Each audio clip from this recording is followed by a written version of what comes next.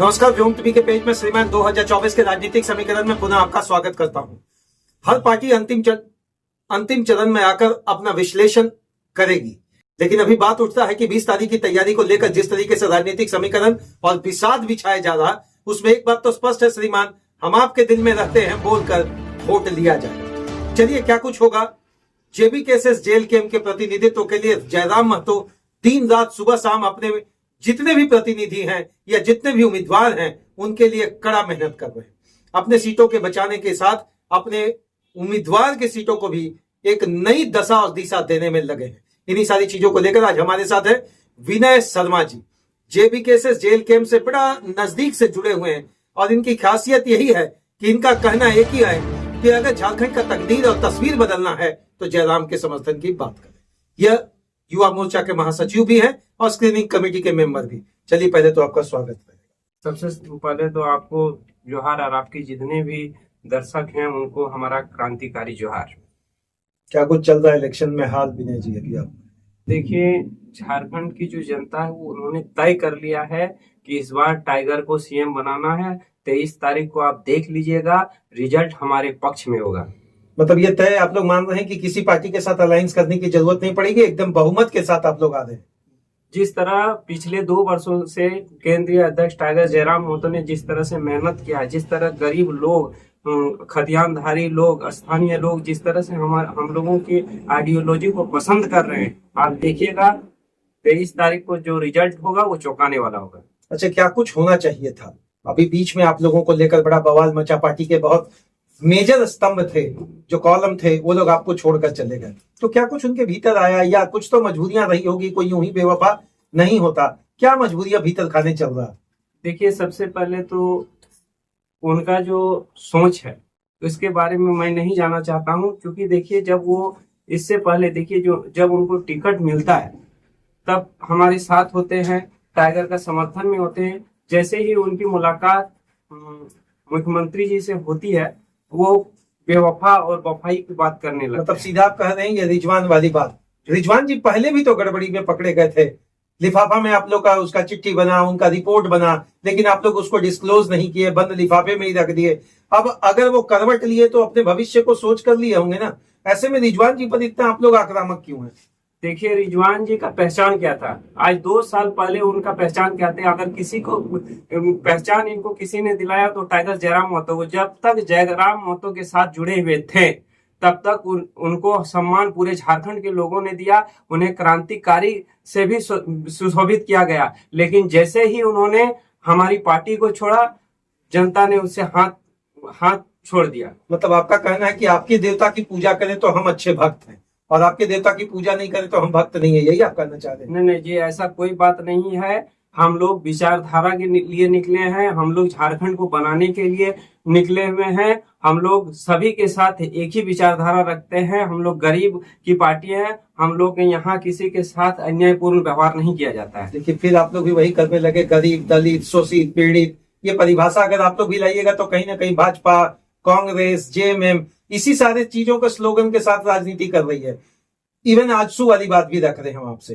तो क्या हम कहें कि मानकर चले कि आप लोग भी उसी राजनीति का एक हिस्सा आने वाले 2, 4, 5 वर्ष में दिखेंगे? देखिए, अभी हमारे जो सुप्रीमो हैं, देखिए दिन रात मेहनत कर रहे हैं, सुबह शाम मेहनत कर रहे हैं। किस लिए मेहनत कर रहे हैं? आप जो बोल रहे हैं दलित, पीड़ित, ऐसा कोई बात नहीं। हम लोग सीधा मुद्दा खतियान के मुद्दे पर चुनाव लड़ रहे हैं। हम लोग अच्छी शिक्षा नीति के लिए चुनाव लड़ रहे हैं। हम लोग रोजगार के लिए चुनाव लड़ रहे हैं। हम लोग यहाँ की जनता की भलाई कैसे होगी इसलिए हम लोग चुनाव लड़ रहे हैं। अच्छा, बीच में अगर मान लीजिए सीटों की संख्या बहुत अच्छी नहीं रही तो क्या कुछ हम ऐसा माने कि करवट लेकर आप किसी दूसरी पार्टी में अलायंस तो करना ही पड़ेगा? ऐसा तो नहीं कि आप समर्थन नहीं देंगे। तो ये झुकाव फिर किस तरफ रहेगा, जन जंगल जमीन या माँ माटी मानुस वाली बात के साथ आप लोग रहेंगे? देखिए, इसकी हम लोग 23 तारीख को जो रिजल्ट आएगा आप देख लीजिएगा, चौंकाने वाला होगा, हम लोगों के पक्ष में होगा और हम लोग टाइगर जयराम महतो के नेतृत्व में सरकार बनाने जा रहे हैं। अच्छा, आखिर जयराम महतो ही क्यों? ये जो आप लोग तय कर लिए हैं, वो भाजपा बोल रही है तय भाजपा, विजय भाजपा, वही आप लोग तय जयराम महतो और विजय जयराम महतो। तो क्या कुछ रहेगा ये?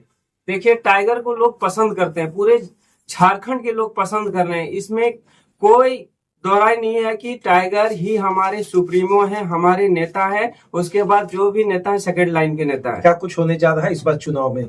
अच्छा, आप कह रहे हैं कि सरकार बनाएंगे, सरकार बनाने के बाद पहला एजेंडा क्या आप लोग सामने पब्लिक का लाकर रखेंगे? जहां झारखंड और झारखंडियत की बात आप लोगों ने खुले मंचों पर की है, वो सुशोभा के माध्यम से सुशोभित होगा। देखिए, हम लोग जो राजनीति में आए हैं, सबसे पहले जानिए कि हम लोग बेरोजगार लोग हैं, ठीक है। तो हम लोगों का जो नीति होगा वो रोजगार को लेकर होगा। सबसे पहला एजेंडा रोजगार के लिए होगा। और हम लोग गांव घर में कभी भी जाइए, सब पलायन कर रहे हैं। सब, कोई भी गांव आप जाइए, वहां के लोग वहां आपको नहीं मिलेंगे। कोई गुजरात में है, तो कोई कर्नाटक में है, तो कोई मुंबई में है। वही पलायन को रोकने के लिए हमारी नीति होगी। अच्छा, क्या कुछ आप लोग अपील करेंगे? अभी जो बाहर हैं आपके वोटर, उनसे रिक्वेस्ट होगा कि आप वापस आएं और 20 तारीख को अपना वोट करें?